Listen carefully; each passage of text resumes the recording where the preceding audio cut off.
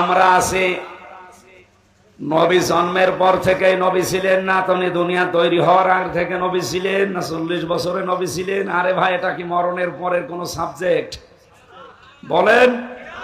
উল্টা পাল্টা জিনিসকে আপনি ইস্যু বানিয়ে আজ মানুষের ভেতরে যেটা আরম্ভ করেছেন, যেদিনে স্বাধীন দেশটা টোকরা টোকরা হয়ে খণ্ড বিখণ্ড হয়ে স্বাধীনতা হারিয়ে ফেলবেন, ওরা যদি সত্যি সত্যি প্রধানমন্ত্রীর এই আকাঙ্ক্ষা বা আশঙ্কা যেটা, এটা যদি সত্যে পরিণত করতে পারে, আর করবে, তার প্রমাণ পূর্ব তৈমুর আর দক্ষিণ সুদান, কিছুদিন আগের কথা।